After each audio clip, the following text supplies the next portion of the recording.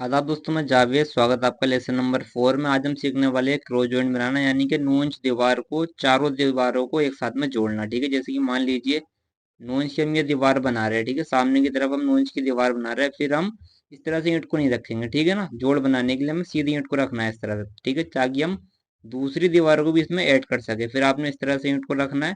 ठीक है, शॉर्ट में आपको बता रहा हूँ। फिर यहाँ पर ईंट को रखना है, ऐसा आपने ईंट को रखना है। ये आपकी 3 दीवारें जुड़ गई है। ठीक है दोस्तों, यहाँ ईंट को हमने रख दिया।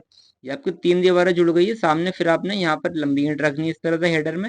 उसके आगे फिर ऐसे रखना है। ठीक है, ये आपकी 4 दीवारों का मेन पॉइंट बन गया है। इसको हम प्लस पॉइंट भी बोलते हो, क्रॉस जंक्शन भी बोलते हैं। ठीक है, 4 दीवारों को इसी तरह से जोड़ते हैं। आप स्क्रीनशॉट ले लीजिए अगर आपको कुछ कंफ्यूजन हो तो।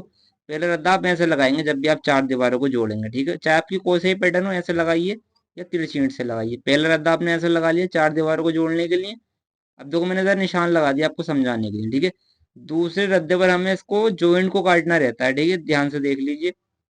अगर आपने जॉइंट को काट लिया तभी आप मिस्त्री हो, ऐसे ईंट को नहीं रखना। ठीक है, हमने लंबी ईंट रखी थी नीचे, तो हम इसका पैटर्न काटेंगे। ठीक है, यानी कि इसका जोड़ काटेंगे। यहाँ से हम इसको लंबा ईंट को रखेंगे, यहाँ से ऐसे नहीं रखेंगे। इस बार इस तरह से रखेंगे। ठीक है, ऐसे हम ईंट को रखेंगे ताकि हमारे जोड़ दब जाए। ये हमने ईंट को यहाँ रख दिया। अब दोस्तों, अब हमने एक ईंट लगा दी।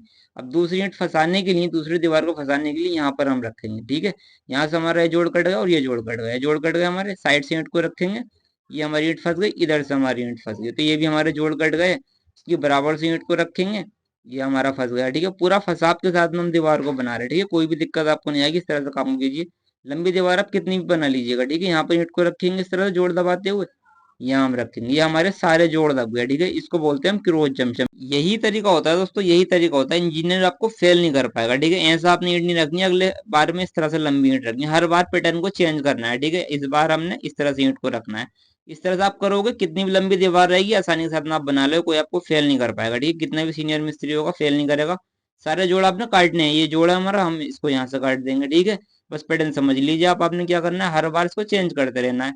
अब देखो यहाँ पर हमने ये जोड़ काट दिया, इस साइड से हमने ये जोड़ काट दिया। ये वाला जो हमारा जोड़ है, यहाँ पर हम ईंट को रख देंगे ना, तो ये जोड़ हमारा सब तरफ से दब जाएगा। अब दो हमारी दो दो दीवार बची सामने की तरफ।